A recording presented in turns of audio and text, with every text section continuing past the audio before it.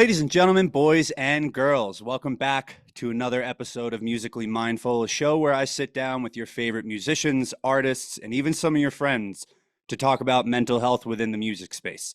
My name is Mike Renzetti, and I'm really excited to have another awesome guest with me this week. He's actually the first non-musician on the show, so I'm really excited to venture into this new territory with him. He is an illustrator, a visual artist, a band merch wizard who's really making waves in the music scene with his unique style and unique mindset. You might have seen some of his art featured by many of your favorites, like Fish with the Waterwheel Foundation, officially licensed work with the Grateful Dead, Goose, Dogs in a Pile, among many others, and even so recently, a new project with Dark Star Orchestra. You may recognize his art monicker, somesaxyart, so please join me in welcoming my good friend, Andrew Sachs. Hey, thank you very much. Thank you very much. It is a pleasure to be here. That's I don't really like to think about it that often, but it's a really nice intro you just gave for me. So it feels good. I've done some cool things. It's nice to feel good about it. You can feel good about Hood. Yeah, absolutely. And I'm stoked to have you on. And I hope that, I think something that we often realize in our lives is, we don't tend to pat ourselves on the back. We try not to, celebrate ourselves and stuff like that. And sometimes it's cool to let other people celebrate us too. So I'm stoked that, you made some time, and I'm just happy to have you on and tell people about, help people get saxy. Everyone should get Saxy, dude. Saxy's the way. My I pro my forever was bringing Saxy back. I don't really use it much anymore. So if you add me on Snapchat, I haven't added you back. I apologize, but bringing Saxy back. Maybe I'll bring Saxy back soon. But yeah, everyone should get Saxy, baby. I absolutely love that. And maybe, who knows, maybe we make a second Instagram page called Bringing Saxy Back, and it's just pictures of you on tour. It'll be my own personal meme page. Sax Per memes, dogs memes, fish memes, goose memes. Perfect. Cat on a tin roof and Bringing Saxy Back collab. Yep, yep. We'll make it happen. It'll be great. But yeah, so I'm really excited for you to come on, and like I said in the intro, you're the first non-musician to come on, and I'm really stoked to break new ground for this podcast. And you and I have really I've been fortunate to hang out with you a bunch, and we've gotten to spend some good times. And I'm gonna insert a cool picture of us from last year into the episode, but it's it's exciting. The whole construct of this podcast thus far has been about mental health and live music. And keeping with that theme, you have a different lane of live music, not only personally, but professionally too. So I think it's going to be cool to get your insight and pick your brain and see how music and art in tandem affect you. Oh God, yeah. I mean, music is everything, right? Like anytime a band member like tells me like nice job on a poster, this or that. I mean, I always try to say thank you, be courteous and kind, but the thing I always immediately come back is like, no, it's like you guys, like you make the thing that inspires me so that I can one be creatively fulfilled. It's like the highest level of like the chart of needs or whatever, and then beyond that you're inspiring all these other people. But like I wouldn't be doing this if it wasn't for you. And beyond that, I'm making like money off of this and being able to like support myself because I literally don't know what else I would be doing. Um, I'll get into that a little bit later, but I just yeah, it's all about music for me and live music and going to see bands and connecting with the communities the bands are a part of, which is like the whole we call it the jam scene, but what it really is just bands that have communities. It's not bands with fans, it's bands with communities. Um, and just being a young artist or being a young person, just not even a young artist in this world with like increasingly hard to connect with people. I'm sure a lot of people realize that like in high school or college, just like I can't be like, oh, things were like better in the 50s or 60s or 70s or pre-phone, but like after going on tour and just hearing heads talk about how everything used to be different, like going on tour was much more of an island. You were leaving everything behind. It was, you were looking up directions to get to the next place.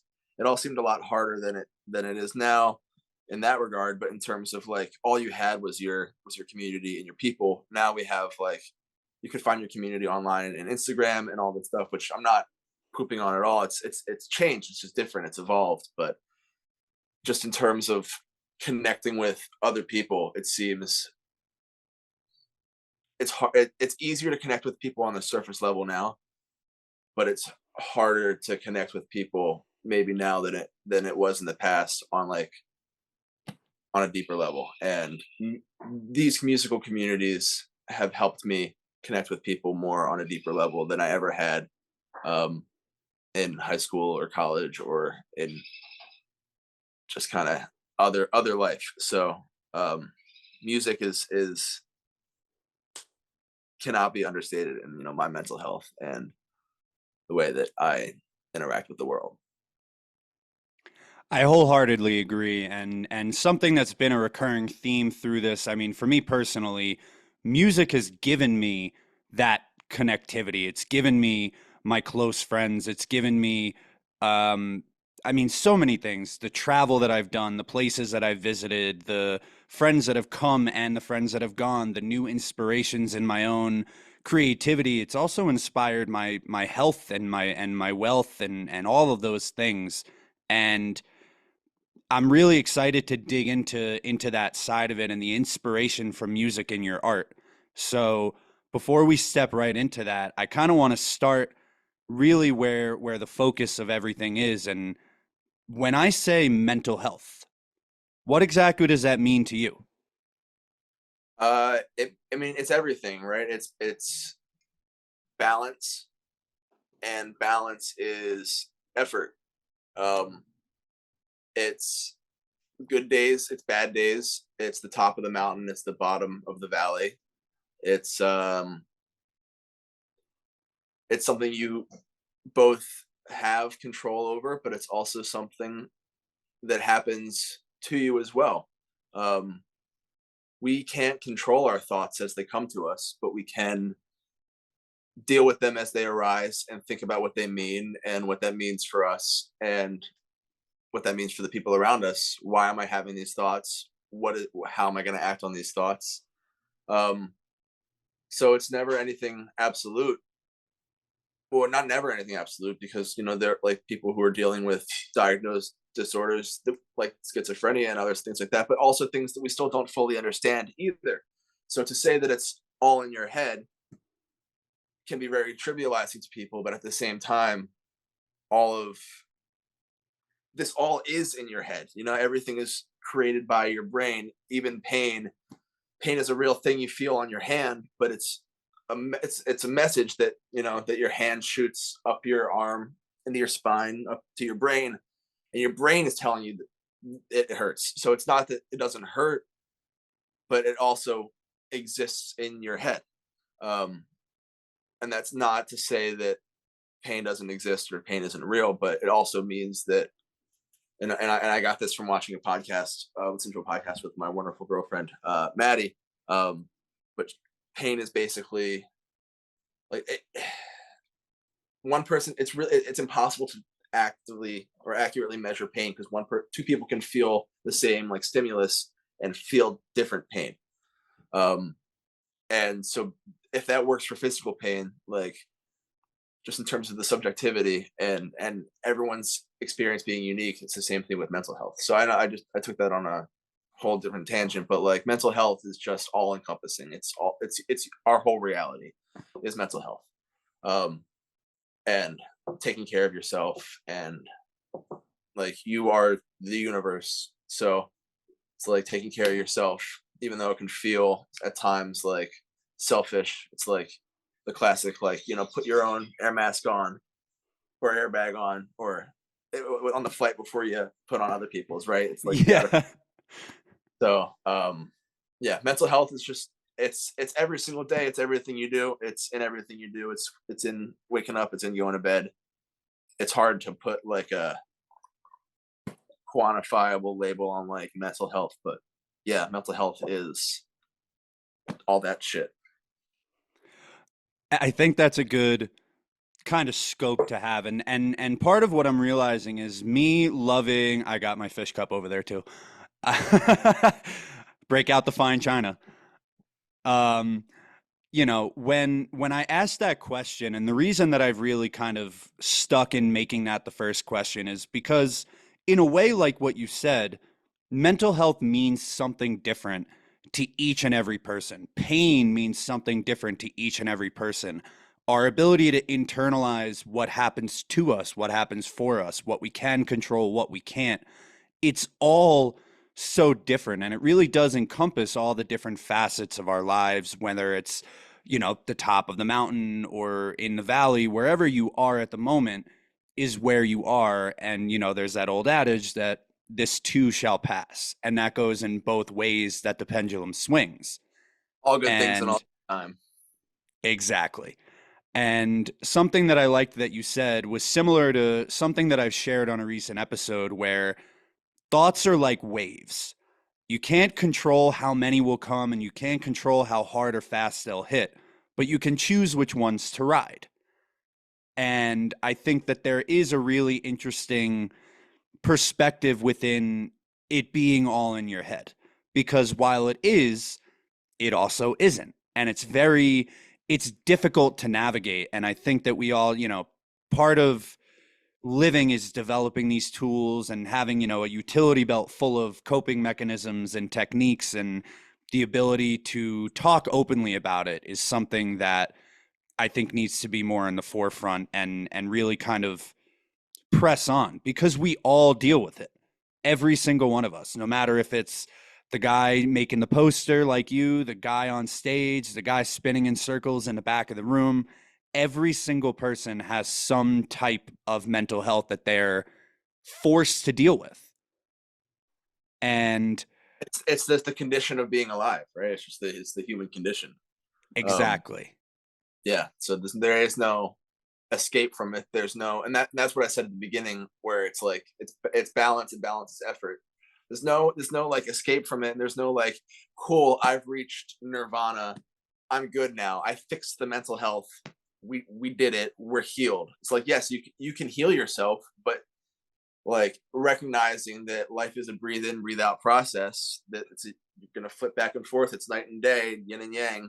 It's like, it's not sitting there like, I'm good now, cool, I'm gonna put my feet up and relax.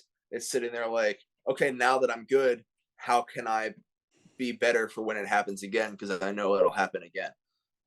How can I like just be, how can I be more comfortable with these cycles? Because I know like no one's gonna be perfect for their whole life. And if you've had a bad like mental health day in the past, I'm not trying to be the doomsayer and be like, your fears are going to come back, but like we're not free of our demons ever, truly ever.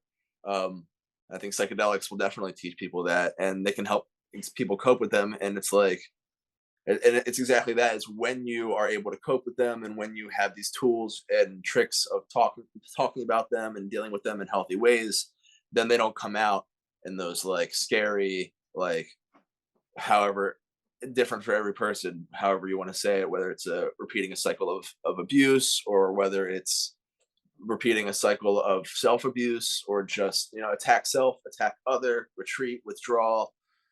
There's so many different ways people deal with shame, and there's so many different ways that people deal with that stuff, that that's why it's so important, I agree with you, to have these conversations, because it can get people to put that stuff out in front, and out in the open, and be like more accountable for it too. It's like, if I tell everyone that, for example, if I tell all my friends that I'm having a tough time with food, like I'm having a bit of like a mini eating disorder. I hate even saying mini, is like doing like, and this is something that's happened to me in the past of my life. Like after a breakup, like I just couldn't eat food for a long time. Like telling my friends to like, hey, tell me to eat, encourage me to eat. Like I just need some help. Like you feel more accountable for your own, like your own health, once you tell other people about it, and not even in like accountable, like it's an added responsibility, but more just, I don't know, it's a support system, and it's a net, and that's also like the beauty of having support systems and people that care about you.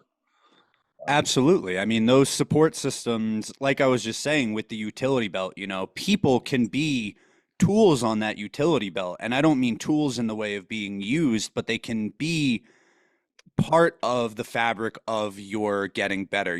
Something that you said was essentially staying ready so you don't have to get ready in terms of mental health, finding ways to be prepared for when things happen next. Because healing isn't linear and that pendulum is going to swing. It's the reality of being alive and having the human experience is that it's going to go up and it's going to come down. And with all different matters, two things that you touched on, one of which being, diet and another which being, psychedelics, which are two things that I definitely want to break into.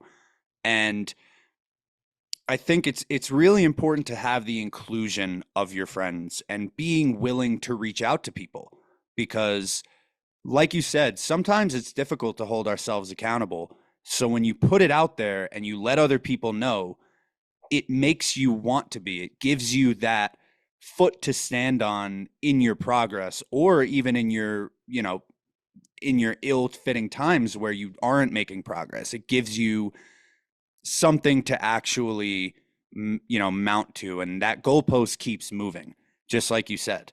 And I think that a lot of people don't give enough credit to that in and of itself, is that you have so many people in your life that are willing to help you along, and when you help other people can help you too. And it's a constant that, just like in music, it's not just the jam band world, it's a sense of community. And it's a group of people collectively trying to get to something better, seeking something. And we all got to help each other along the way. This time I got to lift you up, and next time you got to lift me up. Right. So, And I think a lot of people have a really hard time lifting themselves up. But when it comes to lifting a friend up, it's a drop of a hat. It's not a question. Like I'll drop everything to go lift you up. And so it's like it's odd that we can do so much for can't do for ourselves.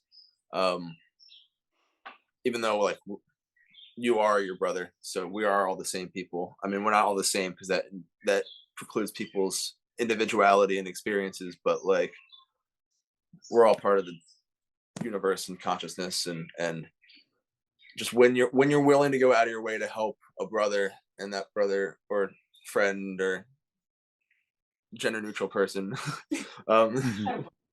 when you're willing to go out of the way to help a friend, and they're willing to go out of the way to help you, um, I think it can kind of help us teach ourselves too. Like if I can be that nice to someone else, maybe I can be that nice to myself. Um, and or having a friend be that nice to you, it's like, wait, if you're being that nice to me, maybe like I can be this nice to myself. Um, and that's just for a lot of people who are struggling with doing things for themselves or being nice to themselves, or have that voice in their head that's like, I don't deserve this. um or it's like a lot of people would put up with the situation that they wouldn't let a friend put up with. Like if they knew a friend was going through that situation, they'd be like, whoa, you don't deserve this, this is not cool for you, you're better than this. But when it's them, like they don't want to cause a scene, they don't want to cause a disturbance, and that's how it goes for everybody, because every single person has their own inside voice and inside thought.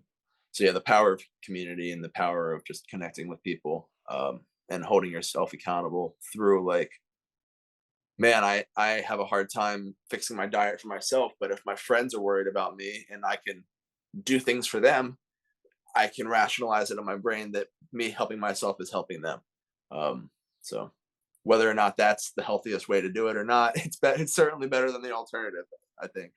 Um, I completely agree because the alternative is, there's a lot of us that have self-destructive tendencies, right? And whether those be from a mental perspective, a physical perspective, a lot of us beat ourselves up and kick ourselves. And it's important to recognize that, and I'm at a fault with it also, is that I try to take everything on myself. I'm the first guy.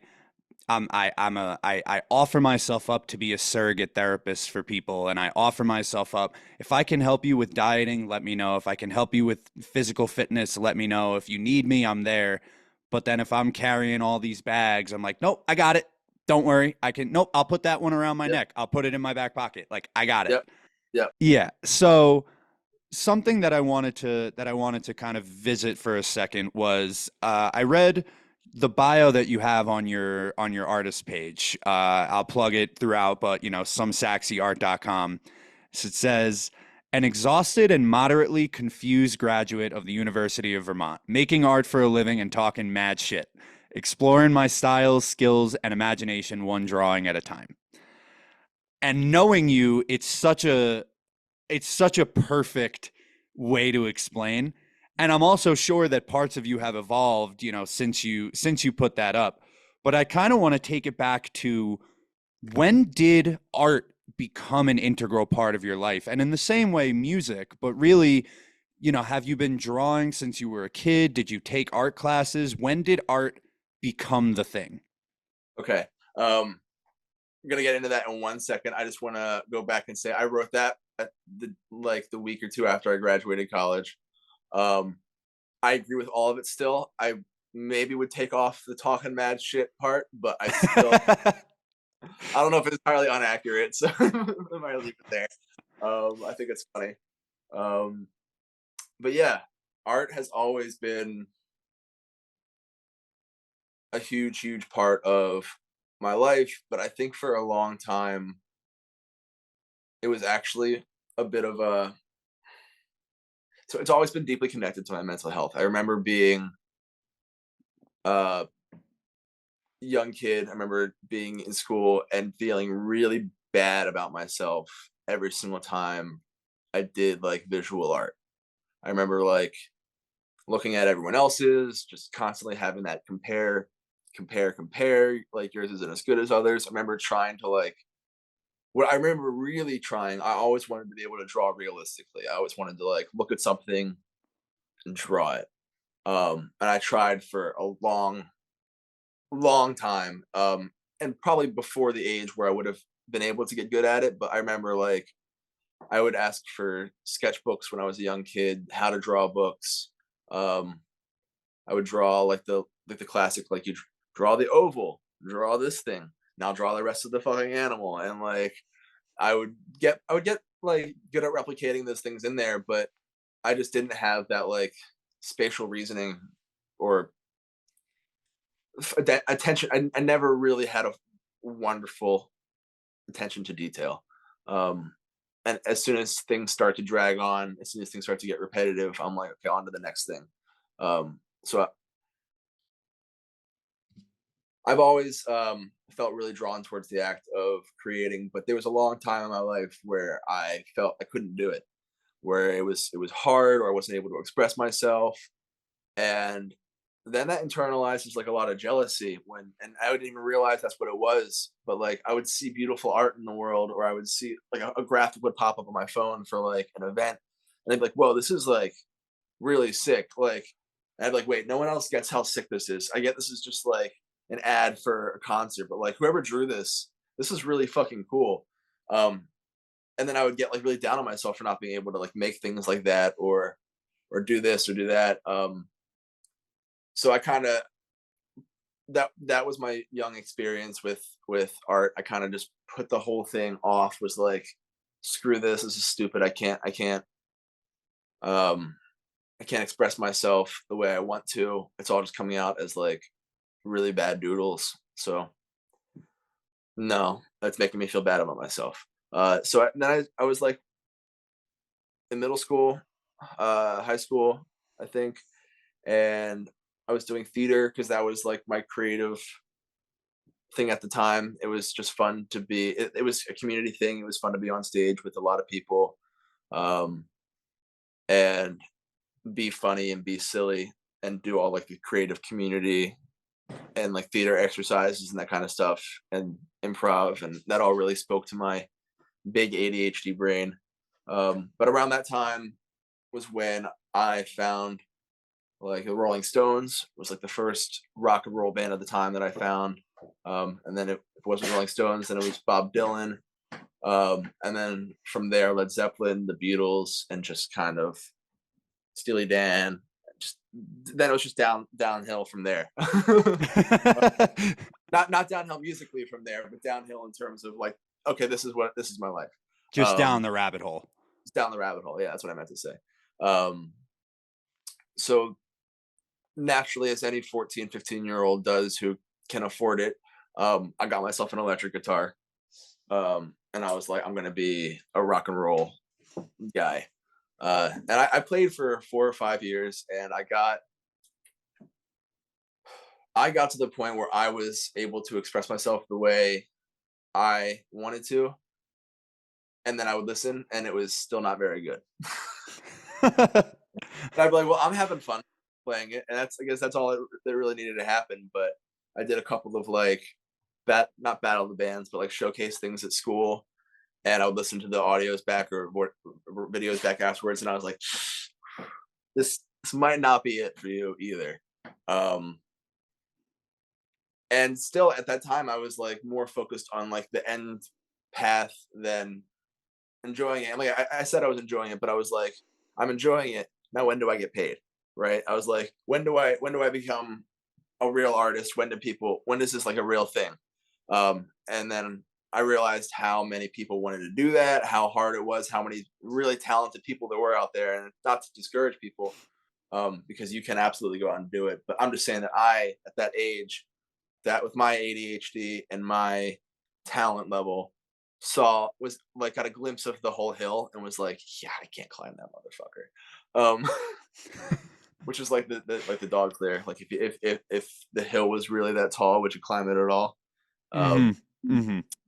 but looking back, sometimes I kick myself and I'm like, you could have. You just needed to like just one step at a time, one day at a time. But that that that was when music was like, and jam music came into my life, and I had my flirtations with being a guitarist, and let it go pretty quickly when I went to when I really let it go, I believe, was when I took my guitar and all my stuff to college, and I went to UVM, and I went to Harris Millis, lived in Harris Millis, which is where Fish lived the first year, and I lived on Harris three low or three high, I can't remember, but everyone was like, everyone they lived in Harris three high, they lived in Harris three high, so apparently I lived on the floor, which is like, I'm sure everyone fucking heard that shit, right? Um, Yeah. um, but so I'm sitting there and I'm in my first week of school, and I hear from four different rooms around me like insane guitar playing and insane shredding, and I'm like, oh, I'm out of my depth. Like I went to a private school where not a ton of people were interested in this. I was cool ish, not even, because I was like not terrible at it. There were already kids who were better at it than me at my high school, which is, if you're already not the biggest fish in the small pond, then like, but that's the thing with music. Like, there's never a right point to start. I could have, anyway, I'm going way too deep into this, but um, basically I heard all these kids shredding my freshman year, and I joined a couple of their jams and was just like completely unable to keep up. And I was like, oh, so this is what expressing yourself musically is. So I kind of retracted on the guitar front. The next thing I was going to do was be like a beat maker, because then I was getting real in college, and at the end of high school I was getting really, really into hip hop and rap, especially shit from like the 90s, like De La Soul, Tribe Called Quest, The Far Side. Um, It's you my know, bread and butter. Was my Common, first real love musically. yeah. Wu Um, Tang, Del the Funky Homo Sapien, oh, like those were, yeah, yeah, yeah. yeah. So that shit, and then I was really into the stuff that was coming out in the 2000s, and like I was like any college white boy, I was like, oh, gangster rap is my identity now. So Yeah. tons of NWA, um, but I never really did anything with that either. It was kind of fun, but it was always like imposter syndrome before I even started. And it was like none of my friends in college were doing anything creative. It was, why am I holding up the drinking and going to get fucked up with my buddies who are all waiting for me to hang out and have fun when I'm sitting in my room making beats? Like, this is dumb. I should just go have fun. These beats aren't anything real. Nothing real is happening here. I should just go and enjoy my college experience, because that's what college is for. And like, not to say that I did college right or I did college wrong. financially, I did college wrong. Um, but I got a degree in Spanish that I don't think I'll ever really use. And it was during COVID anyway, so I didn't get to travel to cement the skills. But I had a scholarship to go to school because I did pretty well in high school. But anyway, I was just not hanging out with other creative people. I wasn't investing truly in my creative crafts. And the whole time I was just having like this big anxiety because every single 9 to 5 that I had ever worked, every single job I had ever worked, I was really bad at it. I mean, I was good at it. I just didn't care enough to be good at it. I was after a month showing up 20 to 30 minutes late every shift, every job. Um, and they were all jobs where like they needed me so they couldn't fire me in terms of like they were just like like low staff, like they needed to hire people positions.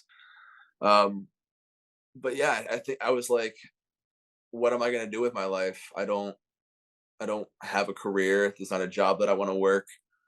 I'm clearly not very good at being creative because I'm like looking at my failed attempts of drawing, of musician, of being a producer or whatever it was. I was like, none of this is working.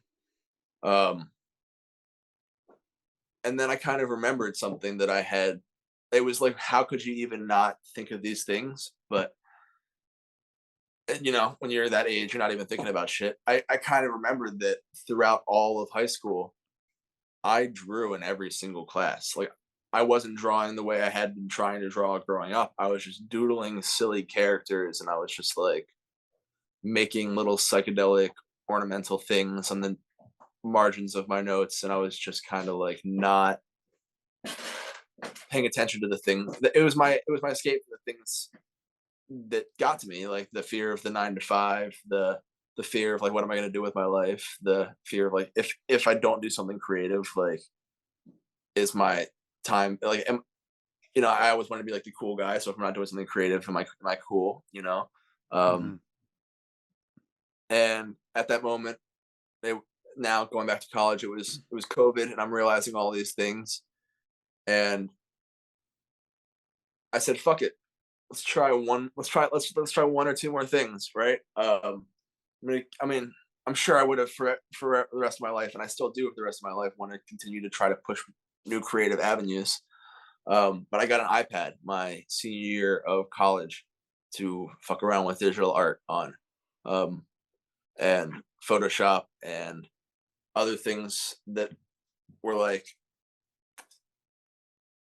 I would see things pop up on my Instagram. I'd see things pop up here and there. I would just a poster walking through Burlington. Burlington, Vermont has so much beautiful art everywhere, and it was again very inspiring. But it would give me that like clang of anxiety, clang of like, why aren't you making something like this? Like just anxiety about I don't know how to make something like this, but this is what I want to be doing. And not even what I was registering at the time, but like just feeling that deep, immediate draw to these visual pieces of psychedelic art. Um, and then I tried for like a month or two to start drawing again with a pencil before I bought the iPad, and I was like, oh, okay, everything that I do on the pencil, then I have to draw on pen and scan into my laptop and like drag and drop. It was just not conducive to the flow of what I wanted to do. So I got the iPad, and like within a year or two of just doing the iPad during classes during my senior year, because like it was COVID, it was all online, and I was checking out. And like I said, I wasted my time there and didn't give that much of a shit. But I was starting to invest my time in other places. Um, I felt like I was starting to get a bit of a voice. I was understanding how to manipulate graphics. I was understanding how to make my own graphics. I was understanding um, color theory a bit. Maybe this is now because I'm finally older, and if I had stuck with anything else for this long, I would have finally like clicked at this point too. So maybe I could have been a guitarist, or maybe I could have done any like been a beat maker. And like I do believe that I could have, if I wouldn't have been a shredder, I would have been, an indie pop guy who figured out my own sound, like whatever it is, you know what I'm saying? I'm not a big indie pop. I'm just using that as an example of like Hmm. the lanes that your art will go if you don't hold expectations to it and if you just let yourself like express. You're like, that's not even like a genre that I thought I was into. Cause like if I were to show you a ton of the art that was like my inspirational stuff, it might not even like align with what I'm currently doing now. And a ton of people do, but it's just stylistically finding your own voice is a combination of taking those inspirations and combining it with what you are physically able to do. So it's like if my inspiration is a virtuoso illustrator, but I'm not, there's only so much that I can do with that, right? Hmm. And I really do think that the power of a lot of my illustrations comes from overthinking, comes from the power of ideas. It's a lot more simple. It's a lot more like idea association. Um, if I put this thing and put it next to this thing, and I draw a computer between them and a cable connecting them, then it's like suggesting a deeper connection between these things and like computer and technology. And it's like I didn't have to do an insane illustration to show you this relationship between these objects or whatever, but I can just put things next to each other in a certain way that allow you to, I guess it's coded or whatever, or it allows you to like think of things in a certain way, or it's messages or whatever it is. But that became the way I was expressing myself, and it was all a big act of letting go of not being the virtuoso, of letting go of not being like the rock god, or letting go of not being, the cool beat maker out in like the hills in Hollywood, right? Like just being happy where I am and with what I'm doing. So I started doing that art, and it was starting to get a bit of a following online, just in terms of like the online graphic design community. Um, and then post pandemic happened, and I went back to Dead and Co shows like I was doing before the pandemic. But at this time, I was like, "Fuck it, I'll do 4 in a row, I'll do 5 in a row," which I had never done before. Um, and then I showed up, and I was like, "Oh shit, there's an artistic community here of people who are here in person sharing art and working on art around it, like one subject." And at that time, the Dead music was just the absolute perfect uh like songbook to dive into inspirationally and visually, just to you know learn how to take a band's music and put it to visuals, to study how people have done it throughout time, to study the way that like where each graphic came from, who made them, how they entered the visual zeitgeist of the Grateful Dead, and seeing it happen more like not more actively, but like we're seeing it on the tail end of the Dead, seeing it happen actively with Fish and Disco Biscuits, and on a younger level, Goose writing their books now, and on an even younger level, watching the genesis of it with like bands like Dogs in a Pile and Eggy Music, and watching them like create their visual identities, and being able to be a part of it with Dogs in a Pile has been like one of the greatest joys of my life. But so just trusting in what was making me happy, and making me happy was doodling, making the doodles, doing dead art.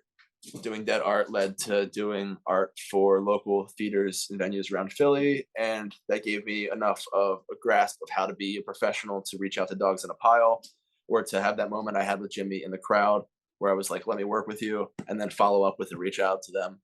Um, and then from my experience with the Dogs in a Pile, learning how to work with young bands versus learning how to work with more established bands, just putting it all together. And yeah, and I don't think I would be here without music. I don't think I would be here because the music of going to the Dead scene originally, the music of trying to be a musician myself. Um, they were just music and creativity are so intricately tied. So whether or not I'm making music now, what I do helps musicians make music. So Absolutely. And I find two key things. I mean, I love getting the story of how Saxy came to be and giving people insight into not only that art was always a thing for you, but it wasn't for a while. And something that you're so prevalent and working with now being graphic art and visual art in that sense. Originally, you said you used to hate yourself when you did it and it made you feel bad about yourself.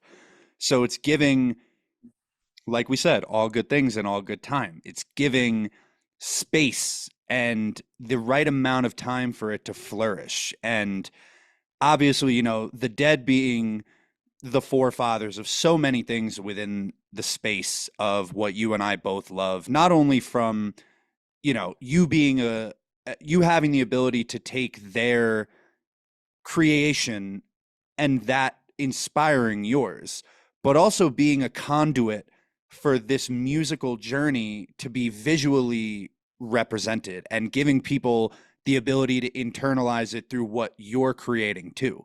And that symbiotic relationship is a beautiful thing. I mean, art and music are just two aspects of creativity and self expression. And for you, it really seems like art is your conduit of self expression in terms of what has happened to you and the things that you really enjoy. So, in a similar parallel to what I've talked to some guys about in writing and what they get from creating songs and what they get from writing lyrics, from a personal perspective and in the idea of mental health, what exactly does drawing and that intention of creation give you from a personal level? It's like real life magic, if I'm being honest with you. I mean, it's like it's alchemy. It's I can take feelings, I can transmute them into a piece of art, and these feelings that were worth nothing or were worth not nothing but like are intangible are now a tangible piece of something that I could either sell, or I could either like whatever, or I could just look at and be like, there that is. I don't feel those things anymore. It's real. Like that energy, if I didn't take it out of my body in that way, it would go someplace. And whether it would go towards me stagnating and sitting on my TV all day and feeling like shit, um, that would then go someplace. It's like every action has a reaction, and every thing that you do down the way will. It's like if it ended up being nothing today and I feel like shit, but then tomorrow I feel like shit, so I order a pizza and I eat the whole thing, and then the next day after that I'm at a concert and I miss a important like connection I could have had with someone because I'm shitting my brains out in the bathroom. Like I'm not, you can't control everything, but you can take the steps to try to just do the best thing for you in the moment. And it could that's the funny thing, the universe could always flip around, like, because I got something done today, I ordered a pizza tomorrow. And then like the pizza's the constant. Like I was gonna order the pizza anyway. And the way I feel about it the next day.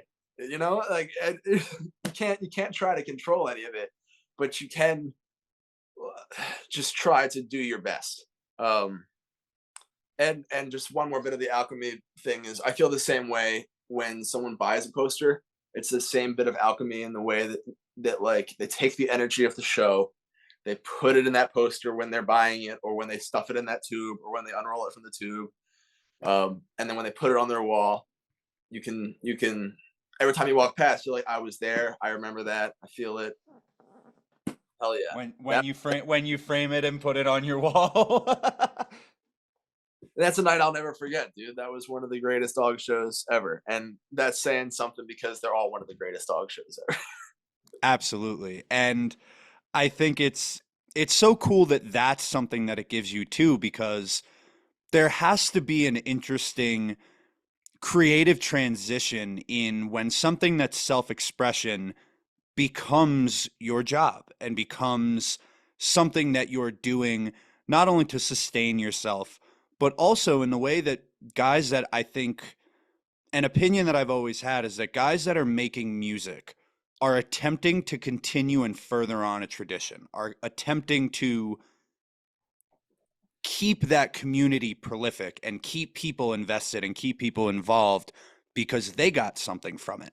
In in the same way, you and I had a conversation a little ways back where we got deep and very philosophical, and we kind of talked about, the transition of the archetypes, Jerry formulating into Trey, and what Trey was able to learn from Jerry, what to do, what not to do, that he might have still done anyway. And then, now going into our generation with, Jimmy and Brian and Jake Brownstein and these guys that are starting to take what they got from the people that came before them. And I think that you're kind of doing the same thing because, I mean, right behind you, what I can see on the wall, you have old dead art, you have new art that you've created, you have art from other people, you have a Warriors poster, which is sick. Come out and play. Phenomenal.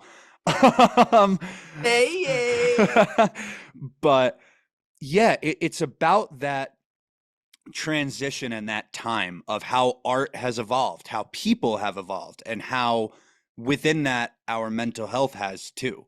So how does it feel in that transition itself, when art became not just the thing, not just your way to express yourself, when it became now somewhat, and maybe I'm assuming, but somewhat of a responsibility also.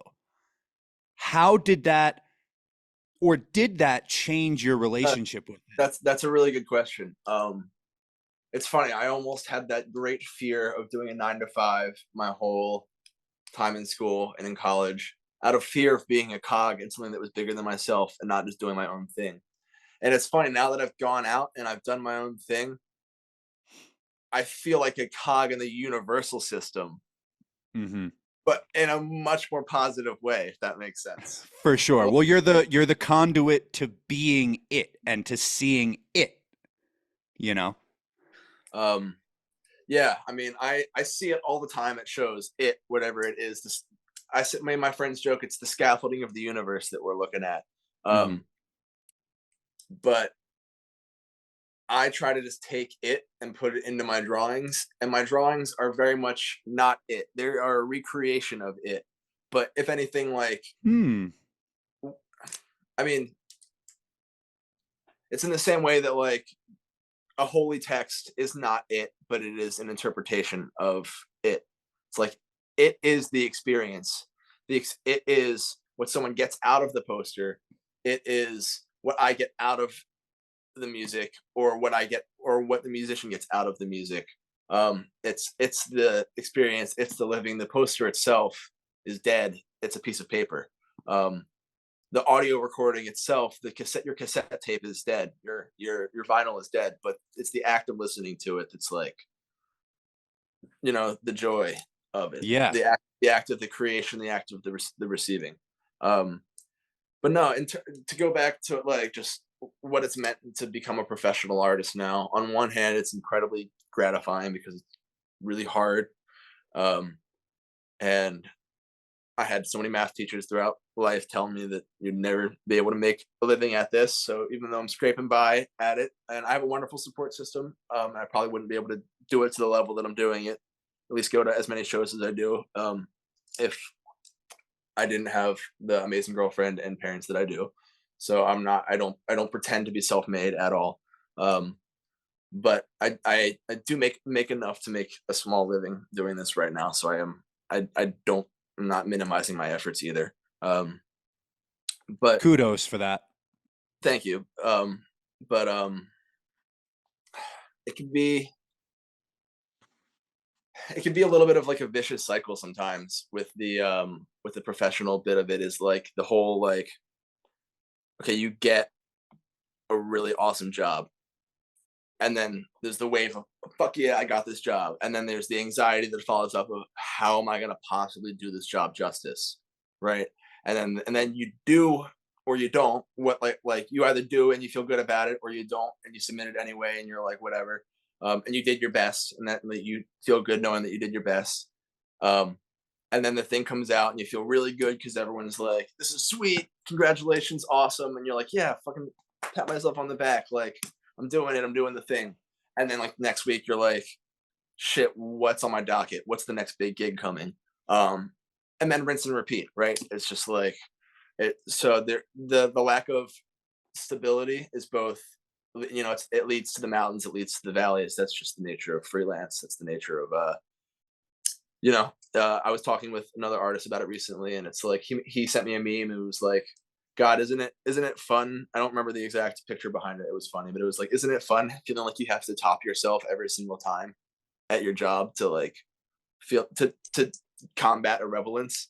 And in that moment, I was Mhm. like, oh man, maybe it would be nice to just like check out for a year at a 9 to 5 and not worry about losing my job if I just push the same buttons every day. Because so when I feel like I do a piece that I didn't push myself on, I feel it afterwards, and I'm like, you could have put more into that, like you could have. And I'll never say names in any piece because I want everyone to feel bad, and I want people to know that even when I don't try my best, I'm still trying my best. Everyone is always trying their best. Sorry if it's Right. any this. I, I can't. I can't. it's I it's a can't. uh, it's a prop from Vegas. It's just it's fun. Um, For the people listening, it's a very, very cool. It's like a butterfly banana knife. there's That's no real blade on it. it's great. But it's probably making a clicking sound, so I'll put it down. I didn't realize it was in my hand until I was like, oh, this is probably the hammer right now, isn't it? That's all Uh, right. For most of the episode, Brownie was holding a floss stick, and I just kept kind of looking at it like, is he gonna? I wonder what he's gonna do with it. So, that's great. Well, so will they, won't they? But with the floss stick. right, right, right. Um, but yeah, so I feel very grateful to be doing this professionally. I also am feeling the anxieties now that I didn't feel in the past. Of Well, I mean, it's bullshit. Right now, the anxiety is, can I keep this going? Will I be able to increase my brand, increase my name? And in the past, it was like, will I be able to do this professionally? Right. And then before that, it was, will I be able to express myself creatively? So there's always going to be, like you said, the goalposts keep moving. It's about focusing on the step that you're in and the journey that you're in and the current path that you're on. And what I need to do is get better about scheduling and getting back to people. And I'm really good about not missing deadlines when they're firm, hard deadlines. And I've never missed a poster that has to be there by a certain date. But if where I need to improve, and this is totally transparent, is if you and I are working on a project with no deadline and you're like, oh, don't worry about it, I will probably put you off. I'll be like, oh, it's coming back tomorrow. And then you'll get it like in 4 days. Um, that's not who I want to be, but it's what is currently happening right now when I want to work with so many people that I want to work with. And I'm like, oh yeah, I can do 3 things today. And then I do the one thing, and then I get a call from somebody and I end up talking to them on the phone 2 hours about a project, or an hour about a project that's a couple months down the line. And then I make dinner for my girlfriend who's coming home. And then we watch an episode of our show when we get back. And I'm like, oh shit, I have time to do one of these things tonight, but I don't have time to do both. And it's like, I'm living every moment as authentic as I can, and I'm not trying to like hold myself down, but at the same time, I'm recognizing that I am creating these deadlines for myself, and I need to be holding myself more accountable, even on the projects that are like, oh, don't worry about it, dude, it's chill. But that's also at the same time why I took this gig, because like,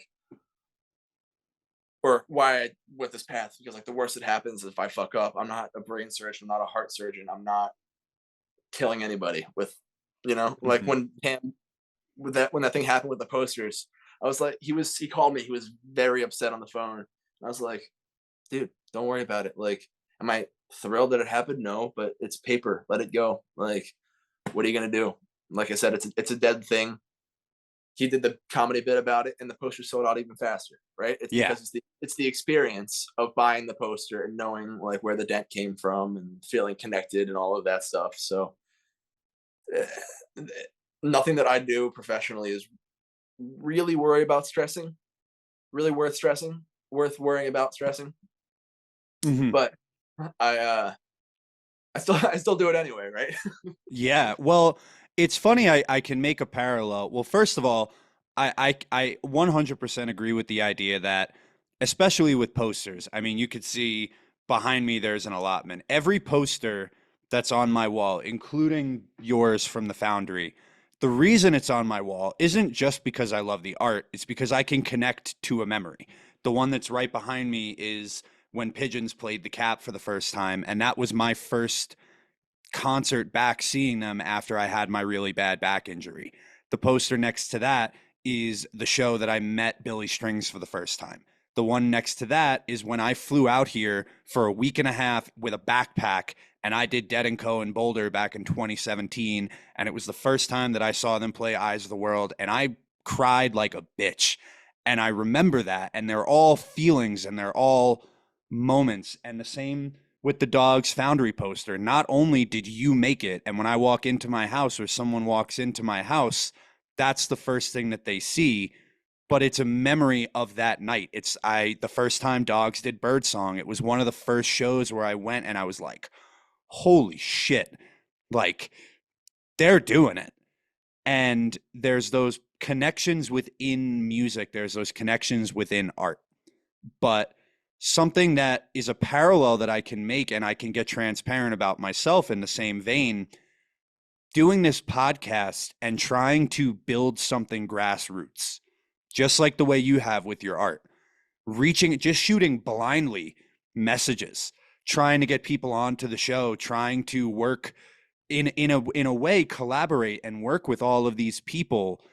Some people are into the idea, some people aren't comfortable talking about mental health, some people don't check their Instagram. There's so many facets. And for someone like me, who I'm so like, if I say I'm going to do something, it's going to happen. And if I tell you that I'll be there, I'll be there.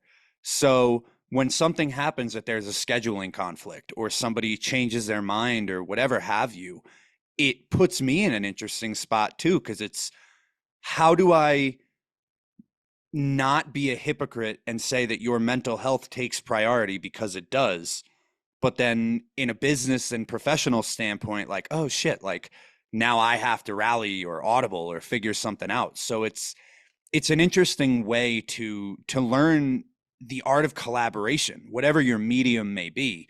And it kind of translates back to the point that we said before about letting people celebrate you, celebrating yourself, but letting them help you and helping them. And I've been fortunate thus far to have people that have come on. When someone comes on, they're helping me push the conversation forward. But the reality is that I'm hoping that I'm helping them by giving them a place to express things that they might not be able to. Yeah, the best And collaboration is really symbiotic. exactly. And whatever the medium may be, you draw from different places and you draw from inspiration. I don't mean literally draw, but for you it's both. but I can only imagine what it feels like. You talked about how the Dead was such an inspiration for you. To now get to a point of seeing your work on officially licensed with the Dead, getting to professionally and legitimately put Fish on a poster. How does stuff like that make you feel? Honestly, like it feels incredibly gratifying and incredibly like the keepers of the secret society are honoring you, brother. Like no, I'm One but of us. One of us. yeah, it feels really good to have people on the scene who are in charge of that stuff be like, yes, you can do the thing. We approve. Um, but at the same time, like I was saying before, it's so easy to get caught up in the ego of it all, in the ego of or just the big names, and like, oh, I did this thing for Grateful Dead. When am I gonna do another thing for Grateful Dead? Or like that waterwheel thing, like, oh, I did something for waterwheel. When am I gonna do something for Fish? When am I gonna have something at the merch booth? And it's like, it's so easy to get lost in the like, oh cool, I've done Fish and or I've done Grateful Dead and I've almost done Fish, I've done Waterwheel, like what's next? Rolling Stones, what's next? Red Hot Chili Peppers, like I can get Taylor Swift if I want to. And then it's like, well, like maybe you can, maybe you can't, but if you start just being like holding on to those kinds of achievements, then you're just like the sad celebrity like drinking his brown and hugging his Oscars, right? Like I and not even that those are Oscars. Like I did a shirt for a cool band, right? But Yeah. but that's what I'm saying is that's something that I've learned in the past year, especially as I've gotten some of those bigger gigs. Is like, okay, where's the true joy coming from? Where's my best moments coming from? And honestly, it's the work I do for Dogs in a Pile, and like to a lesser extent, but still incredibly so. And I say to a lesser extent only because I've seen less shows and I've spent less time with the bands themselves. But Eggy Music and Daniel Donato, but just other bands, other small bands. I'm doing something with Feng Shui right now. Also Asbury Park, Shout out dudes, the Jersey homies. Jersey homies. I'm from Philly, but I'm one of those people who's like Philly's a Jersey city. You're You part. can You're part of us. You're one of I mean, us. you can go to the rest of Pennsylvania, and you're like, this isn't Philadelphia, and then you go to Jersey, and you're like, oh, this is Philadelphia. Like Yeah, it's yeah. whether or not we are or we're not. Grew up going to the shore, so anyway, I get so much fulfillment and so much joy out of working with younger artists because the art means more. It's like when you do art for the dead or you're doing art for fish, or again, I still never done art for fish, so um when you're doing art for the bigger bands, you're helping put their kids through college. You're helping the foundation continue to put out music for a long time. You're helping the treasury build itself up. But with small bands, like the big bands, they don't need you. Like they're gonna be fine. And the small bands, like sure, it would be egotistical of me to say the small bands need me, but like or need art, but they do need artists like me. If it's not me, I mean, it's not me. Like I'm trying to say, it's Hmm. they doing art for young bands just goes further per pen stroke, per shirt. It means more to the band. It means more to the fan. Any shirt from Fish or the Grateful Dead or Widespread Panic that you bought in the last 5 years, you can find online for $50 to $100. Any shirt from the '80s or beyond is going to cost you hundreds to thousands of dollars. Like just being there for and being in rooms that are not going to be able to happen in the future is really something special. And it's the same. Like I'm not disparaging people who they only do big bands because like yeah, like those same rooms they're not going to be playing in those same rooms forever because they're not going to be alive forever. They're not going to be touring forever. Um, so always catch live music while you can go see it. I saw Willie Nelson last year and he couldn't even hold his guitar anymore, and it was still like just being in the same vicinity as Willie was like crossing off the bucket list There's and special air. It's yeah, rarefied air. exactly. It's funny. I watched your episode of Best Show Ever, and something that you talked about was a particular Goose show that you went to that you saw your poster on the wall. And in the vein of gratification, I mean, that's so cool to see. And while Goose is kind of in that middle, they're not fish and they won't be, but because no one will be, they're all their Yeah, own entities. especially the dead, right? Everyone's Exactly. But, you working with these guys that are still building, I love the idea that while it's gratifying to see your art out there, you're getting more enjoyment of what it means to their careers too, and what it means to the actual art and the experience, not, celebrating your achievements, but not harping on them and not being like, oh, well, like, you see this thing that I did, like not being cocky about it. And I think that that's really special and speaks to who you are as a person. And, you're just that exhausted and moderately confused kid, just like everybody else. for what it's worth, I'll say I'm exhausted because I was so cocky in high school. If people I doubt high school is watching this because they probably don't fucking like me. But I was so Same cocky here. and so sure of myself in high school that like I mean I dealt with the aftermath of that. I was like, but this isn't who I want to be. Um, Mm, being cocky sucks. Not yeah. even sucks for the people around you, but like it sucks for you because then you're at the end of the night being cocky by yourself. Um, Yeah, so for sure. And something that's really cool is how deeply music inspires your art and how deeply symbiotic the two are for you. So what I'm curious about is I picked three of my favorite pieces of yours. that I thought would be cool for you to give what your headspace was or what that poster meant to you from a mental perspective.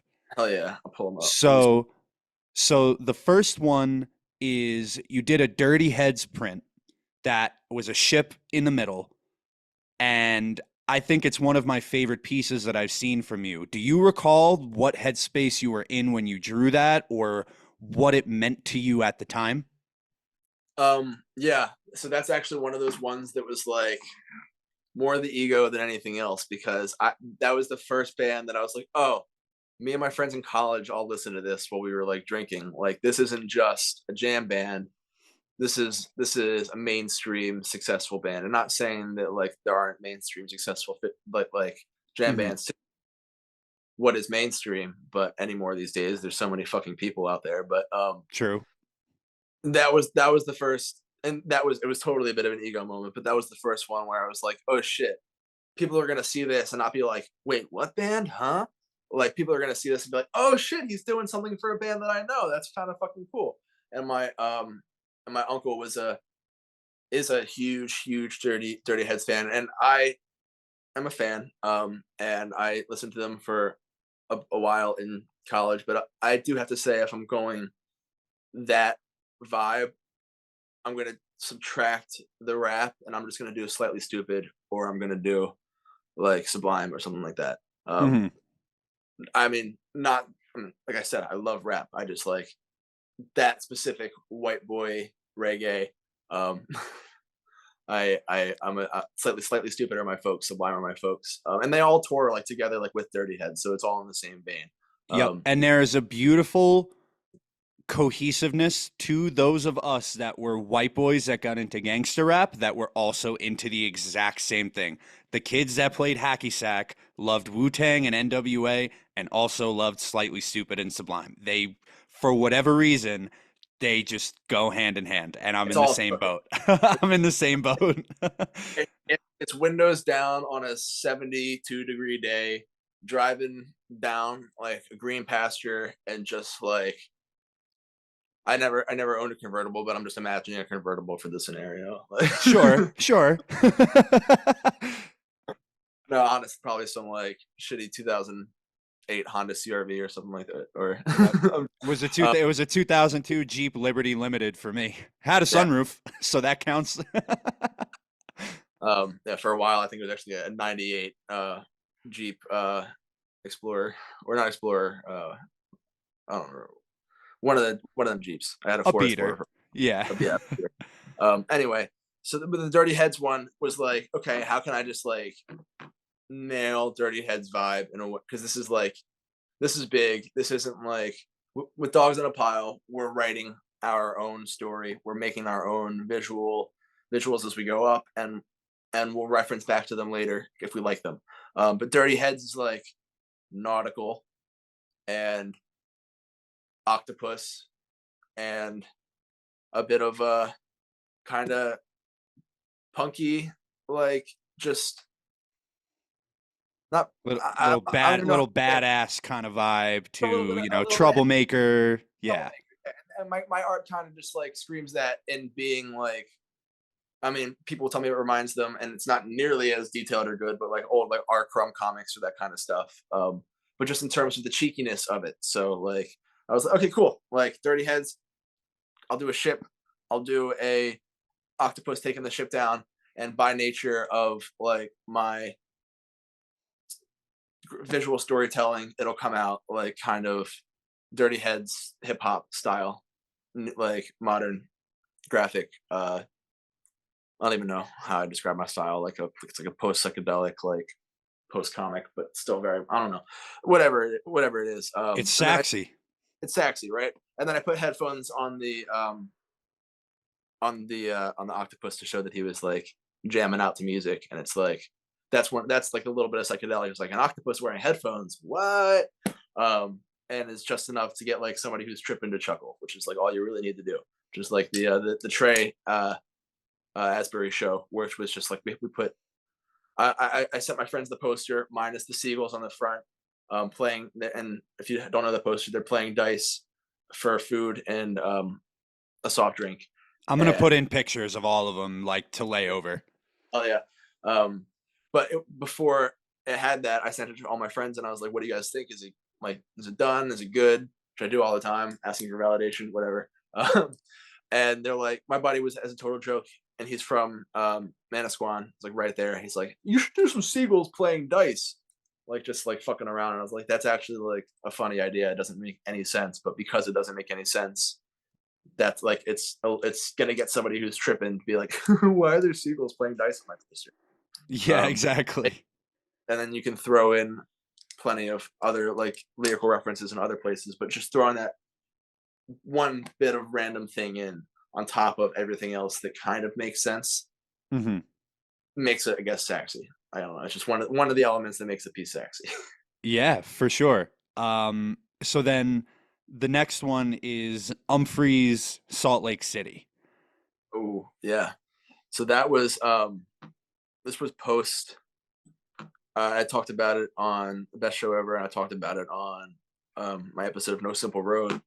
This was post a pretty intense DMT experience that I It's had. kind of why I picked this one too. Yeah. Um, at Madison Square Garden at Fish during EM actually this summer. And to summarize without going too deep into it, it was what I walked away from the experience was like, you are the universe, I am you, and you are me. And like I said, that it doesn't, not to get rid of our individualities because it's like the yin and the yang. It's like one is two and two is one, but we all come from the same like original Big Bang. Like we are all stardust. Stars were like the stuff that's inside us had to come from a star that exploded and then went back to dust and then made new stuff. Um, Hmm. and it's like and then I was thinking about the well from Fish, and just like everything is coming up from the bottom of the well. The bottom of the well, I'm thinking is like the Big Bang, and we're all just kind of like whenever you see like visual representations of the Big Bang, it's always like that net. It always almost Hmm. looks like a well that's like laid on its side. Um, so I just like imagine life and creativity and connectedness and oneness and weirdness all springing forward from this like well of life.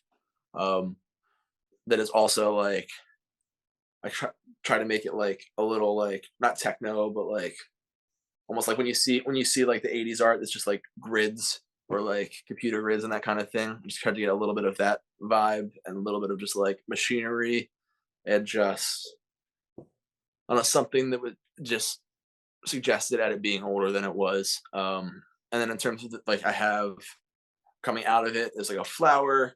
The flower is giving off energy. Coming out of it is like a is an egg. That's then out of the egg is coming out of the egg is like a creature, and that's like birth. It's like it's the natural cycle. That was one of the other things I walked away from the DMT trip with is like the land of the dead is a place. It exists, whether it's how it's described in the Tibetan Book of the Dead or in a million other religions across the world. It's not like you're not you when you're there after you die, because you know your energy can be combined with other shit or move on. But like reincarnation, not as we understand it, is real to a certain extent. Like your energy doesn't go nowhere when you die. I almost think of it like a television set. When you break the TV set, the signal doesn't stop coming to the TV. Like the signal goes somewhere. It's I get very woo woo wishy washy and out there with it. And I don't claim to have any solid answers on any of this stuff. But more what I walked away with from the trip was like everything is not as it seems. And here's not like the usual acid or mushroom like hinting at it. Here's like it breaking your brain and showing you like no, like dude, this is it's not as it seems, and here's how it is. um and then the DMT trip ended with me in like a room full of like almost Harry Potter paintings and going through one of them and like being born back into my body. And that was like Hmm. my so I walked out of that. I was like, okay, cool. I don't know how. I gotta draw something. Right. How do I put that on paper? How do I put that on paper? So I tried to just like Or do on that with iPad, I guess. yeah. Well, iPad to then paper, right? Because it gets printed on paper. True. Uh, Fair. But yeah, how do I put this in a form that is both authentic to my experience and digestible and functional as like a concert poster for a band that has nothing to do, not nothing to do, because they're a psychedelic band and they've been out there themselves, I'm sure, in one way or another. That's what they do, is they take people out there musically, but a band that is not directly tied to my DMT experience at a Fish show in New York. How do I make this happen? And that's kind of the fun part of working with bands like Umphreys, are the bands that give you a little more free reign with the visual side of things. Is like, I do have so many ideas of things that I want to draw that kind of just sit in my notebook until I get the time to draw them, or until I get an opportunity to do a project where they're like, free reign, dude, have fun with it. I've already got something coming out for the Pigeons Frasco Dogs tour. Um, yeah, it's Let's gonna be a go. good one. Um, or not for the tour, but just for a couple shows on it, mini tour, mini run of the tour. That's great. Yeah, uh, but yeah, every project is different, and so it's fun. That Going back to the Umphreys poster, that was a project they gave me full creative control, and I was like, let me try to put this DMT trip into some kind of visual experience, whether or not people are going to walk away from that being like, yo, that's DMT, or yo, that's my experience, or yo, that's the universe, or whatever they want to do. Like, that was what I was putting into the poster. Right. Well, you were leaving that. I think that's one of the coolest things about art and in music in the same way is one form of creation can yield a number of different interpretations.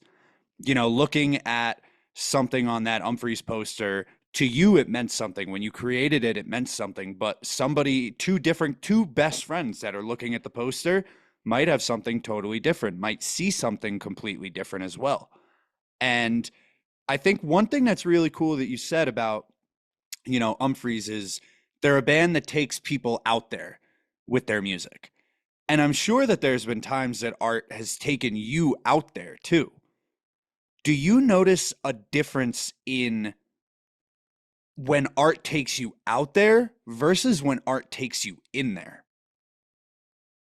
Uh, I think it's the same. I think for me, out there and are like, the further deep you travel, the further out you go. If that makes Hmm. sense. Yeah, I dig Uh, that. that a lot of the farthest out that I've gone has been from places of, I'm like, wait, where am I right now? Oh, I'm level 5 of the somesaxyart mental basement right now. Like, oh shit, I got to get out of here and look at all my friends and make sure they know that I'm still awake and functioning. And like, Mhm. I've been staring glass-eyed for the last 5 minutes. I hope everyone thinks that Yeah. I've gone nonverbal accidentally. Damn, the drugs are drugging. Um, Yeah. Are you feeling it, Mr. Krabs? how are you feeling, Mr. Krabs? But yeah, I think like the only time, I guess, you know what? Yeah, I'll retract a little bit. The only times I guess I think a band would take me out there that's not in there is when they just drive me to like pure ecstatic dance, and I'm like, all thought has left my brain except for where to place my foot next so that it is funky and in time and looks good and feels good. Like, I'm no longer in my head because I'm so far out of it. And I think Hmm. that's healthy well, but I think it's a completely different kind of, and like you said, the music could be the exact same music, and it's me who's doing it. Mhm. Or me who's experiencing it, not doing it, because the music is a facilitator of the mental river flow state. But where my flow is taking me, that's my brain. So if my flow is taking me to dance so hard that I can't even think, it's because I needed to work some energy, some physical energy out. If my brain is then after that, like retreating inwards and being like, so pretty cool, you got a trade gig poster, like how you gonna do that, and then I start thinking about how I'm gonna accomplish that task. Like back this summer or this spring when I first got it, and I was like, how do you even begin to start making a poster that's going to be good enough for Trey Anastasio, um Mhm. for Troy Pistachio? That's my um dog right there. It's yeah. my boy from back in the day. um uh yeah, so no, I, that's a really cool I find it interesting that because the music is the facilitator of your experience, you're the conduit of the music to the visual interpretation. It's a beautiful A, B, C, but that isn't linear because it feeds back. What an artist might see from you, like something you might have drawn for dogs, might have incited an idea or might have given them inspiration musically. And then them musically. I would love to think that's true. I mean, it probably is true, but like Sure. I would love, like I don't Right. take any responsibility for anything that happens on stage at dogs as much as I would love No, of to. course not. But I mean in the scheme of life, something, Yeah. Yes. any Nothing is any created in a vacuum.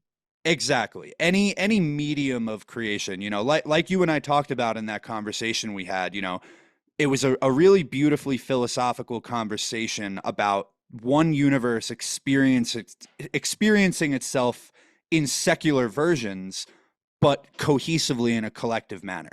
So if one form of it is this poster, or one form of it is this song, they're all feeding each other and they're all inspiring, taking from, and working symbiotically to achieve and create that greater force and whatever it is.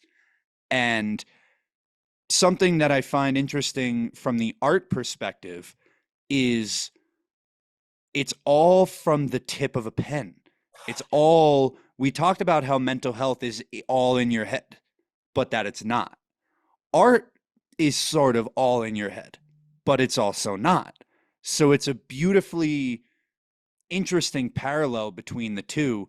And, talking about all of these, whether it's the small bands, the big bands, anybody that you've worked with, even friends that you've collaborated with, when you've done stuff with Putt or, shout out Long Strange Putt, shout out From the Lot, a lot of the guys that you've collabed with, it's Shout out, just about Half Past Dead and Dead and Good Company and Tune as well and Mr. Cam. I gotta get the whole text group in there. I I can't do everybody. Okay, and shout out Dyer on the Mountain too. good. Hey, you know what we're gonna do? We're gonna put everybody in the credits of this episode. We're gonna do a slide that's literally all the people in the Saxy family in an art perspective, We're gonna put like 1,000 people in there, which is cool, and hopefully some of them come on. I'd love to have a discussion with Cam and the other guys too. But that form of really understanding that the art can be interpreted and can be let go. I wonder if it's ever the same for you in like how the Dead with their recording and stuff, they were like, once we're done with it, they can have it. Do you oh, feel the same way about your art? once it's out there, it's like I can't control it anymore, right? I Mhm. can't control how people react to it. I can't control how people feel about it. Um, and that's the best way because if I'm spending all the time worrying about how people are interpreting something that's already out there, I'm not putting my energy towards what to make next. Um, and I was talking to yeah, okay. I was trying to remember exactly who I was talking to because I didn't want to cite them incorrectly, but I was talking to Naveed from Goose. Mhm. Naveed is Goose's merch guy. If you're not familiar, he runs the table and is if you bought something from Goose before at the merch booth, you bought it from Naveed. But basically, what he was just saying is the way that Goose, especially, I mean, all bands in the jam band scene do this. Some are better at it than others, but specifically the way that in the past 2 or 3 years they started putting out shows as soon as they can right after the shows happen um, is a creative act of just letting go each time. And it's just like as someone who is around for the music but is not making the music, he's like the sound changes so often, like every single day there's something a little bit different or a little bit like if they were going to try to sit there and figure it out perfectly the way that they wanted it, not only would they never get it done, but they would lose all of the stuff in between that they had tried and like didn't make the final cut or whatever. It's like it's why I have a really hard time listening to jam band studio albums. Um, it's just there's and not that you can't do it, not that there's not really great ones out there, but it's jam bands in particular and like a lot of people in the scene, and I find I have a hard time with it too, but just people with ADHD or other sort of like learning disabilities, it's really hard to like do something the same way twice. Or it's really hard to make a decision. Like I can show you like 15 different color variants for like one poster, and like you might not even be able to tell the difference between them because it's like this is a small difference, this is a small difference, this is a small difference. But like I'm now having a paralyzing fear over which one to choose because this one's going to make it, this one's going to break it, or whatever. Rather than just putting it out there and starting on the next thing. Um, and so that's kind of the beautiful process of letting go, of letting the art just go out into the world. And the what I haven't run into yet, and what will be the biggest issue with that, and I know the artists uh like the Grays have a hard time with it. People using your art in ways that you never intended them to. Like some dude Hmm. wrapped his whole car in like an Alex Gray uh thing, and I think I'm pretty sure he got sued.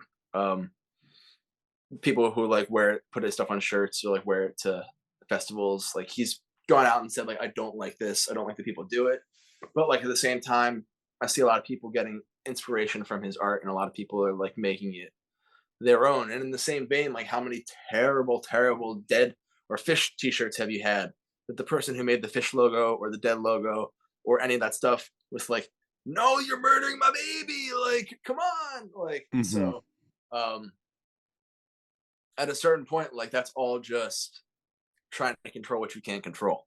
um I think I say that now. I could get to the point in what 10 years where that's happening to me, and I'm like, this is wrong. I need to do something about it, and I start to take action or whatever. Right. There's Um, a saxy piece on Redbubble that someone threw on a t-shirt, you it's know. already 15. But that's the internet these days. Even if you're Yeah. not a professional artist, all my lot friends, you can find their lot shirts on like the Chinese websites because it's bot. Timu and all the, Yeah, yeah. it's bots. Just take a screenshot, put it on a shirt, and then that's it. Which is why I love the community in this community for not being a community that just goes instantly to those places and buying stuff, because there's a certain amount of like educated buyer on the heady community. Um, And luckily, because we're in a community, you tend to become friends or at least peers, and you want to support the artist. You want to, just like how the bands are trying to make their living, this is how you're making your living. So why would there are definitely the assholes that are like, oh, well, I can go get that shirt for like $6 on Timu. I'd rather give you the 25 because not only am I supporting you, I'm getting the art as it was intended. That's something in a very tangent. I spoke to somebody recently about I'm a fan of the anime One Piece, and I spoke to somebody about how they watch it in English versus watching it in Japanese, and that they don't read the manga. And I just gave them the idea that that's how it was originally intended. The manga is what it's originally from, and the Japanese is how it's intended. So you're watching like a third step out interpretation, so you're getting a different feel. When you buy a shirt from that guy in the lot who pulls it out from under his shirt, it's the size is weird, the art's crooked, it's not right, and it's not how it was originally supposed to be given. I think there should be honesty and respect within art. You guys are bearing, just like how musicians are bearing a part of themselves in their music. When you make a poster, you make a t-shirt, you're bearing a part of yourself. You might be willing to let it go, which is a beautiful construct, but you're also putting yourself out there. And I think something that's really interesting in the idea of letting go, one of the things that I sent you in that conversation we had was those like 5 steps for what I believe within the universe. And I think that it directly translates kind of into the way that you interpret art. And I'm going to share those for everybody listening or watching. Is that one is that the universe tends to unfold and that you're a part of it. Two is that trusting the universe means trusting yourself. Three is that within trust of yourself, it means that you're believing in everything. 4 is that that belief in everything means being attached to nothing. And 5 is that you can't grab hold of anything until you let go of everything. And if you're questioning number 5, the answer is number 1, and you run it back through. And your art is exactly that. You're a conduit for it. You're the universe untending, you're the universe unfolding as it should. So because of that, you're trusting yourself. And in that trust, you're believing yourself in what you're creating and helping people see it. That belief means that you're not attached to it because it can be any and everything. And you can't grab onto what that sense of it is until you let it go. And I think that the way that you approach art is beautiful. And I think the way that music inspires you is really cohesive. And the way that people create music and give it out is the same way you want to create art and give it out. And you're bearing a part of yourself. And I think it's powerful and I think it's a beautiful thing. And it can't be easy. There's probably days that you struggle to figure out what to draw. There's probably days where, you're going through something really serious and you don't want to pick up a pen. Yeah, But struggle to draw at all some days. Yeah, yeah. right, that create, creative blocks, emotional blocks and what have you. So I'm curious if that is something that you deal with often. Is that do you use drawing as a way to work through things? Um, yeah, I would almost like in this vein compare drawing to psychedelics in the way that like after I draw, I feel better, but Hmm. I'm not always jumping at the bit for the next round. Um, and that doesn't mean I love it any less, and that doesn't mean that I am not excited to do it again because I trust in myself and I trust in the practice and I know that it feels good.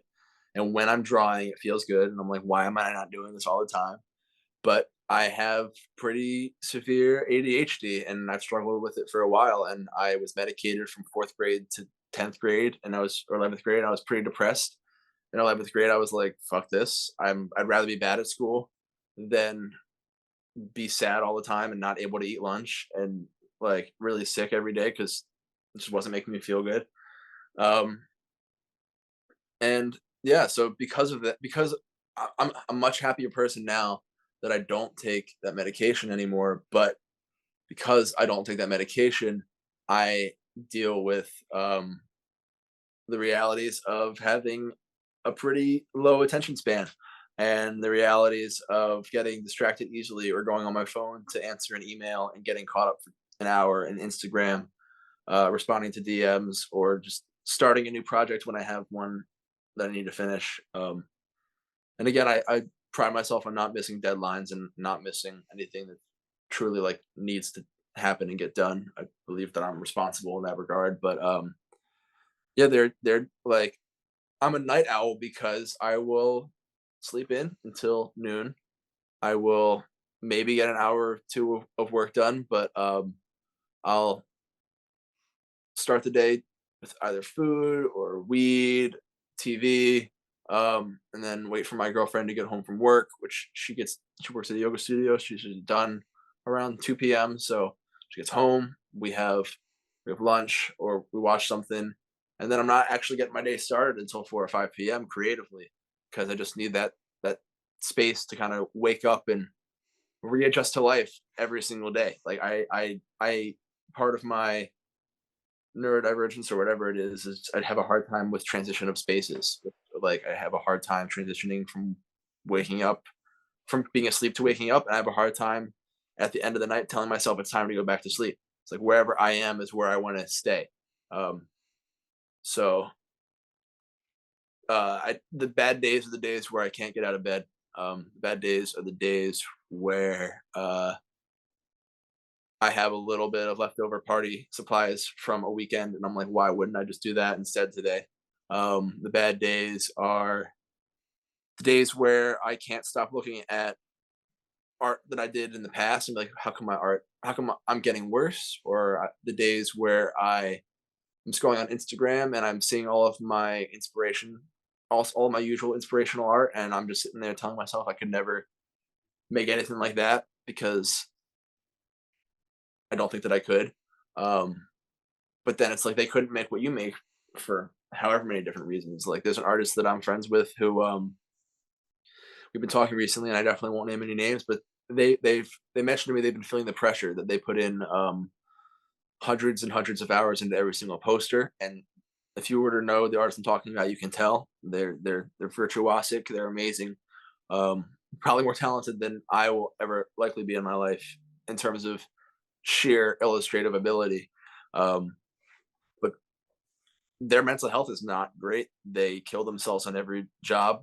I, it's harmed relationships that they've been in. It's hurt a big one, and ended one for them. And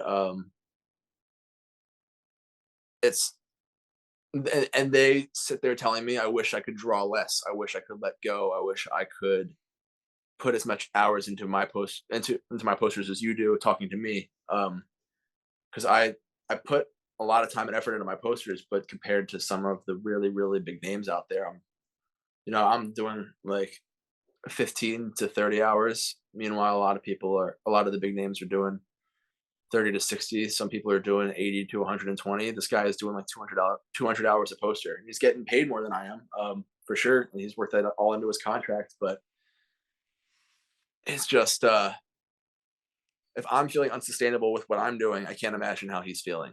And the pressure that it's all just stemming from pressure that you put on yourself and you comparing yourself to others. So while I still am going to try to push my art to get better, I can't I can't compare myself to 15 different people. I also can't compare myself to someone who might not have ADHD and is happy to sit there and hatch something for 3 hours straight. Um, Meanwhile, if I start to like shade the same thing for like more than 20, 30 minutes on one like small object, I'm like, why am I not moving on to the next? Like this is taking too long. This is taking too long. Like I need to finish this. Like whether or not I actually need to finish it, I'm just starting to learn and recognize that that's my brain, and I can. And part of that is maybe learning to take more time to hatch things, and part of that is learning that it's okay that I don't take that time because what comes through is uniquely me.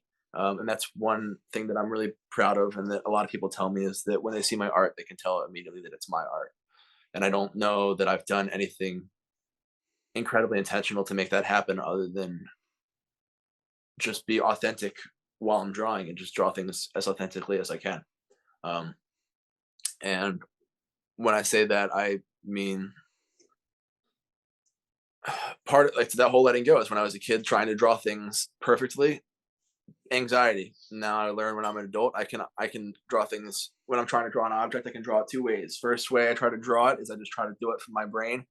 And I'm like, if it looks like it should look like to me, then it'll look like it should look like to everybody else. And if that ends up meaning that it looks funky and weird, then cool. But then it comes out as my style. And then if I try for, you know, 30 minutes, an hour, and I can't make the thing look like the thing I want to make it to, then I get a reference image, and then I draw from that, which most artists will tell you go straight to the reference image. But I like the almost problem solving of trying to like make things look weird and make things look funky and putting eyes in places that eyes don't belong. And like Killer Acid is an artist who's a huge inspiration for that. And he's not even in the jam scene really, but just somebody who, when you look at what they draw, you can tell what it is immediately, even though you're like, where did like what like how did you even think to draw it like this? Um, so just allowing yourself to make mistakes, because the mistakes that you make will be your mistakes, right? Um, but yeah, the bad days are the days where I can't see the full picture and I'm stuck on the square that I'm on. The it's like life's a board game and you're all moving on the squares. Like I'm stuck on that one square and I can't see the bigger picture. And I pride myself in being able to see the bigger picture, and being able to see the bigger picture has helped my mental health a ton. Um, but when I can't see it, when it's feeling foggy, those are the days where I just feel like, uh, yeah, it's hard. Just like, what am I doing? Why am I doing it? Who am I doing it for? Is this ego? Am I helping anybody? And then like, I'll have conversations with people where they tell me like they're inspired by what I do or this or that. And I'm like, okay, it matters. And even if it didn't matter, that's okay too, because nothing really matters. And it's finding the peace in that nothing really matters. And that like everything matters, right? Because everything's matter. Um, but but yeah, I mean, recently I had it's funny, the bad days come from those internal doubts more than they come from outside things. When those posters got bent, when I went out to Vegas and I had my suitcase crushed on a corner and I had posters in there and they all got like destroyed even worse than the dogs on a pile once, and like it was like a double whammy, like how many posters in one goddamn month. That stuff didn't get to me, right? It's like that's the stuff that I can let roll off my back. It's the day after I submitted a project that I'm not feeling great about that I then scroll and see somebody, one of my favorite contemporaries, post something that's like, "Oh my god, how could you even think of that? That's amazing." Like, and then I'm like, "Will I ever be able to think of something like that? Fuck. Well, have I ever had a good idea?" And then it's the self doubt spiral that causes the bad days, or the inability to have self control, like I said, over substances or that kind of thing, which is something that I've definitely dealt with over my life, and why I don't drink anymore. But I definitely am. How to say Denver sober. It's not California sober because you add the ketamine. But that's cool. And you know, that's something, you know, something sobriety and things of substance abuse and all of that has come up through the podcast in ways. And you know, I'm creeping up here. I'm a few weeks shy of 2 years sober, and but what I realized too is that nobody should fault themselves for that exploration. Nobody should feel bad about themselves for whatever, you know. I'm so grateful for all of the induced experiences that I've had, for all the adventurous trips that I've had, for whether it was blasting off in a porta potty at Camp Bisco, or whether it was sitting in my room with a journal, staring at the wall, tripping balls, or you know, rolling on ecstasy in a dungy basement, seeing a DJ that I never heard of, and there's 14 more to come after that. You know, whatever experience it might have been, we live within a chemical culture and it's the reality. But something you said on the Best Show Ever podcast that I do want to commend you for was you spoke about the courage to be sober in this environment and the courage to go to shows in that headspace. You know, when you see a one show at a time sticker and things like that, and you know, standing up for other people, be nice, buy somebody a water, take care of your fellow human, because that's a part of mental health, is taking care of your fellow man so that they can take care of you too, which has been a theme throughout this. And something that you said that I find really interesting about the bad days and stuff, you know, it really is, nobody is free from self harm or self doubt or poor self talk. We all, it happens to the best of us, you know. And something that I spoke about with Jeremy in the sense of creation was that battle of like, oh, like, am I making it for me? Am I making it for them? Do I care? Are they going to like it? But a beautiful thing that you kind of said was that you're letting your mistakes be yours. And something I spoke about in the intro, your style and your mindset to your art is uniquely saxy. When I look at a poster, I know that it's yours. When I see something that you draw, when I see you at a show, it's you. And it's 100% accepting yourself and being unapologetically exactly who the fuck you are. And it's a beautiful thing that I don't think enough people give the time or the space for themselves. And I just want you to know that through your art and through conversations like this and through the times that we get to spend, you're coming off exactly as intended. You're uniquely you. I see it when I see you because you are it. I'm it. We are all a part of it. And it's a beautifully reflective thing to look at. I'm you, you're me, your art is my podcast is your poster, and all of those things. And it's beautiful. And I'm inspired by your approach to creation. I'm inspired by who you are as a person. And I'm really appreciative, not of just the fact that you're furthering a medium in the space that we love, but that you're putting good energy into the world and that comes through in your art and just who you are as a person. So, on those days that we all have self doubt, like when I did that intro and you were like, I've done some cool things. You have done some cool things and you're a great person outside of, don't get me wrong, you're a phenomenal artist and I love what you're doing from a work perspective. But the coolest thing that I want to kind of bring this full circle is that your relationship with art is human. Just the way that it's evolved, that you allow your mistakes to be your mistakes, that you want it to come across authentically, has transitioned and grown and transcended exactly the way that you have in your life. Thank you, bro. And it's really, really cool to just watch that unfold. And just like you said, it's cool to watch be on the ground floor with dogs while they're building their story. You're writing your book, and I get to watch you write yours. And it's a story that's going to be really cool for people to read when that time comes. And in the context of mental health and bringing this into that vein, I appreciate what your art does for you, and I appreciate what it does for other people. And I can tell you that I'm proud of you, but I hope that you're proud of you. Thank you, brother. I am. I am. I have these moments all the time where I just kind of like sit there and I'm like, "You're doing it, bud. You're doing the thing." The last one of those that was really good was totally inspired by it was at the Dog San Diego show, the second to last one, and they played Men of Steel, which is just like, Unbelievable. yeah, dude. Um, That and Thomas Duncan Part 3 are two of the coolest things they've ever created. And they're gonna do things. yeah, dude. Yeah, I'm building the sandcastle of life with the shovel and the pail, one scoop of wet sand at a time, and we're doing it together. You and I are doing it together. Me and dogs are doing it together. You and dogs, me and all of my art friends, and me and all of my show friends, and like I don't know, the one person that I think of all the time that just is like just screams inspiration to me, and just like the hope of the scene, not the hope of the scene, but just like my friend Marina.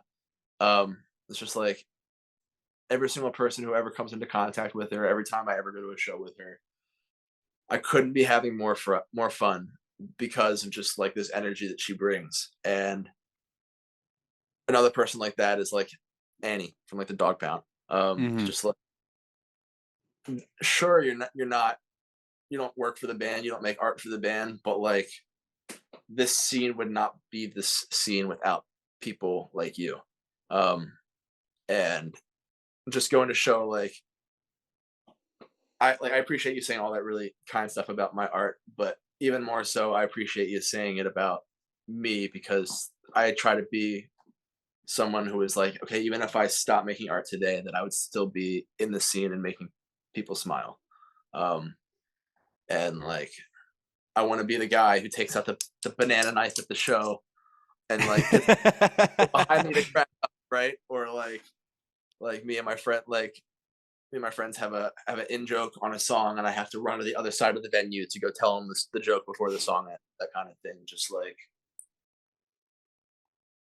that just the joy from being around other people's joy and sharing in it, knowing that you're causing theirs and they're causing yours, and it's just a place that I want to be always. So to hear that I'm doing a okay job at being the person I want to be in this scene makes me really happy to hear. So thank you for saying that. I appreciate that. Well, you're welcome. And in the same way that you're unapologetically you, I'm authentically me at all times. What you get in the crowd, what you get on a podcast, what you get on a phone call, I'm just fucking Mike. It's all I ever want to be. And for what it's worth, I can assure you that you are doing that. And in the sense of, one of the first things you said was that we're not just in the jam scene, we're in a community. we're building a community. We're a part of a community, and that community feeds because it's part of the universe, and the universe is constantly feeding itself, and we're feeding each other, and we're You're feeding it taking right. care.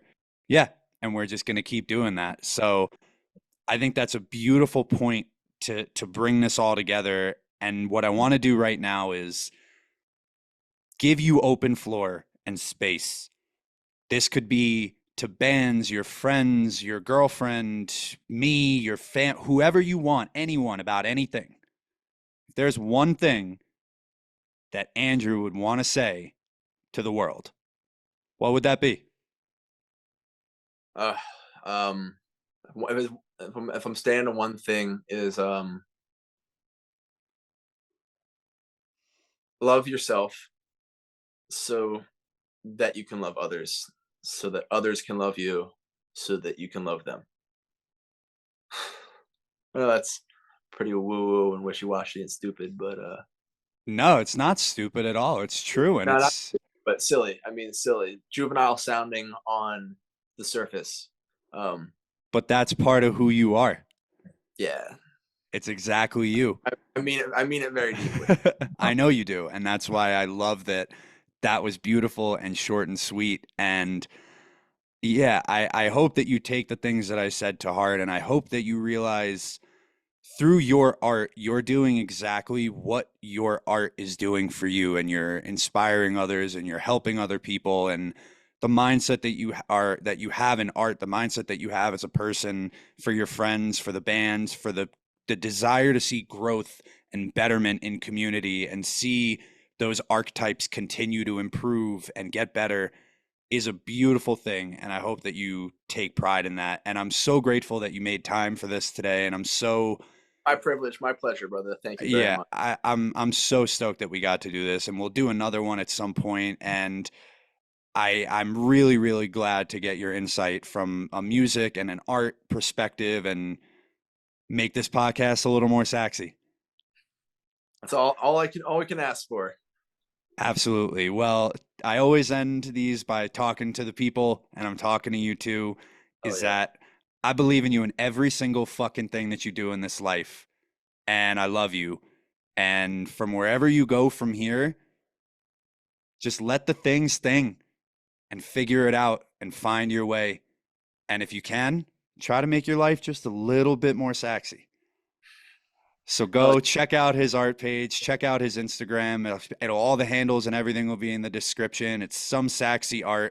Look out for him on tour. Look out for all the art that he's got coming down the pipe. You might see his art at a show that you have coming up.